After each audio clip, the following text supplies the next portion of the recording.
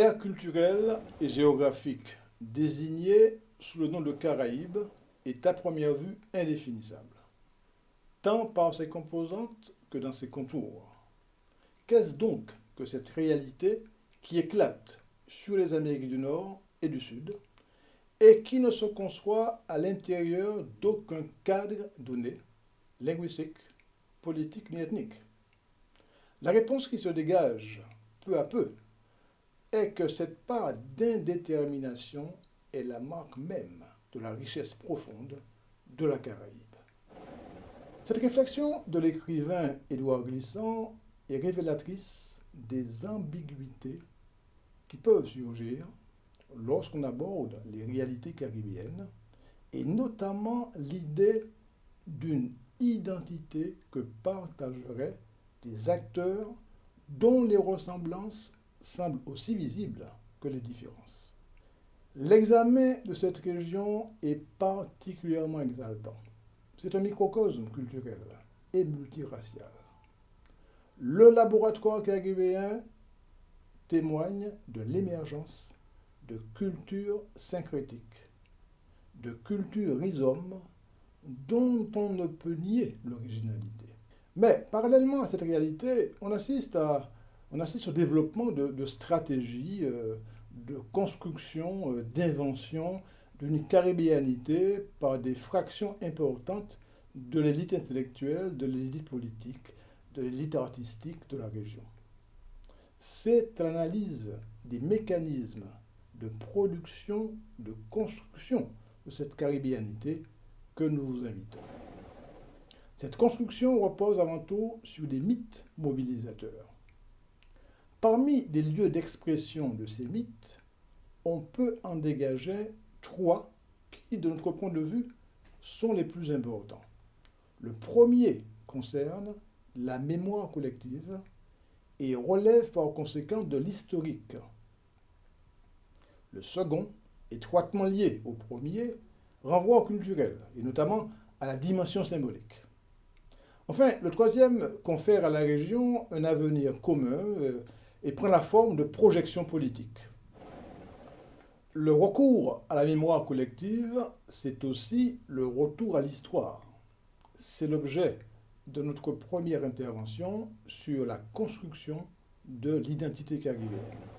En effet, il y a dans cette partie du monde, il y a un souci obsessionnel d'ancrage historique qui s'explique par la jeunesse de sociétés vieilles seulement de plusieurs siècles et par l'idée largement partagée que la représentation du passé n'est que représentation coloniale et qu'il convient par conséquent de corriger cette représentation.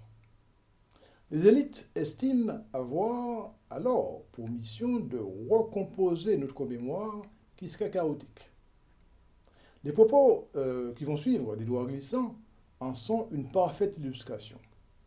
Je le cite, « Car l'histoire n'est pas seulement pour nous une absence, dit-il. C'est un vertige. Ce temps que nous n'avons jamais eu, il nous faut le reconquérir.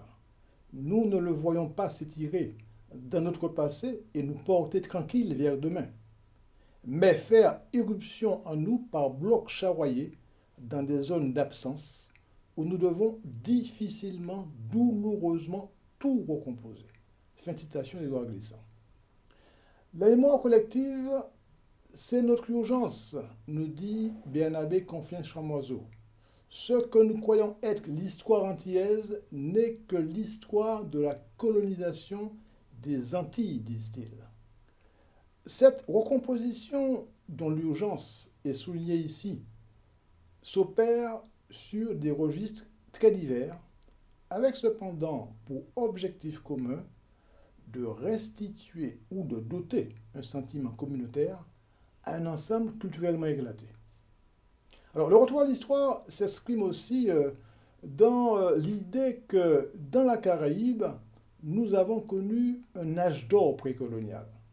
Alors, l'idée d'un âge d'or précolonial est présente dans le discours de nombreux hommes politiques, de nombreux intellectuels. L'évocation d'un passé commun dérive d'abord de la représentation d'une Caraïbe précolombienne qui est supposée homogène. Mais c'est aussi l'imputation à l'Europe occidentale de la division culturelle de la région. Cette homogénéité précolombienne, elle est difficilement démontrable. Difficilement démontrable. En effet, avant l'arrivée des Européens, les Taïnos, les Arawaks, les Caraïbes peuplaient bien sûr la plupart de ces îles. Différents par leur culture, ils s'opposaient aussi militairement pour le contrôle du territoire. Alors bien sûr, ceci n'exclut pas des formes parcellaires d'intégration, à l'instar de celles qui sont opérées par les Caraïbes entre certaines îles, comme l'a démontré l'historien barbadien Hilary Beckles. On ne peut soupçonner les entrepreneurs de l'identité caribéenne d'ignorance, dans la mesure où bon nombre d'entre eux sont des diplômés d'université et généralement des férus d'histoire, en raison même de leur intérêt pour cette région. En vérité, il s'agit davantage, disons, d'une stratégie d'occultation que de l'ignorance. Une telle attitude n'a de sens que replacée dans le cadre de l'opposition des élites à la colonisation et aux formes contemporaines d'intervention des puissances occidentales dans la région. Alors, comme tout sentiment identitaire, la caribéanité se bâtit dans l'altérité. La réécriture de l'histoire ou l'omission de faits avérés a pour objectif d'unir par la représentation une zone divisée. Ceci en dressant la fiction d'un espace caribéen uni contre ceux avec lesquels s'est construite et se construit encore une histoire largement tributaire de la présence multiforme de l'Europe et plus récemment des États-Unis.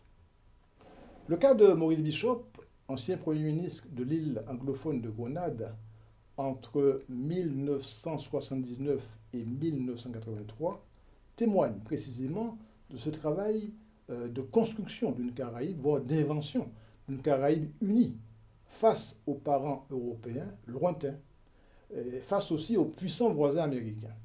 Cet exemple de Grenade est d'autant plus intéressant, d'autant plus parlant même, qu'au cours de cette période, la population de ce petit État a chassé un dictateur qui s'appelait Éric Guéry, qui était soutenu par les États-Unis, et que cette population a participé avec enthousiasme aux réformes mises en œuvre par le charismatique Maurice Bishop, dont les liens avec Cuba ont inquiété Washington à l'époque. Dans ses discours, l'idée selon laquelle la colonisation n'a fait que développer l'art de diviser les peuples d'une même zone est omniprésente. Je le cite. Ces gens qui ne comprennent rien à notre histoire et à notre passé, ces gens qui sont venus dans la Caraïbe et en Amérique latine, qui prirent notre contrée, la partagèrent comme du pain, nous ont appris le néerlandais, le français, l'espagnol, l'anglais et plus récemment l'américain. Ces gens veulent maintenant nous dire, à nous qui sommes à la base un peuple, que parce que nous parlons différentes langues, nous ne pouvons plus être amis, que nous devons commencer à nous haïr, à nous entretuer, afin de mieux nous exploiter. Fin de citation de Maurice Bishop. Si l'on peut accepter le fait objectif que l'histoire coloniale divise, on peut difficilement partager l'idée que les divisions n'existaient pas avant la colonisation et imputer par conséquent à cette colonisation la permanence de certains conflits intra-régionaux. Alors sur ce dernier point, est-on sûr que nos difficultés à construire un espace politiquement intégré soient causées par les puissances extérieures? La dimension historique ne se limite pas à l'évocation implicite d'une homogénéité précolombienne et à l'imputation à l'Europe d'une division de la région.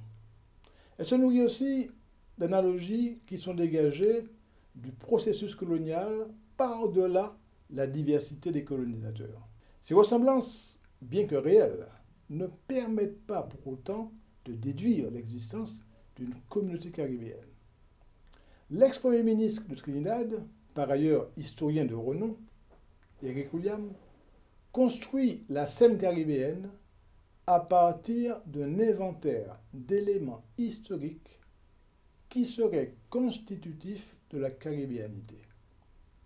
Ce travail d'invention se veut prudent dans la mesure où, chez William, les généralités n'excluent pas les exceptions. La première caractéristique dégagée par William de cette scène serait l'insularité. Même si on doit intégrer les Guyanes, c'est-à-dire la Guyane française, le Guyana anglophone et le Suriname, qui est en fait la Guyane hollandaise, qui est indépendante aujourd'hui, qui sont situés en Amérique latine, et le Honduras britannique en Amérique centrale, qui est Belize, qui s'appelle Belize en réalité. Alors, la définition de la Caraïbe, finalement, relève moins d'un critère géographique que des liens historiques coloniaux et des stratégies menées par les différents acteurs concernés.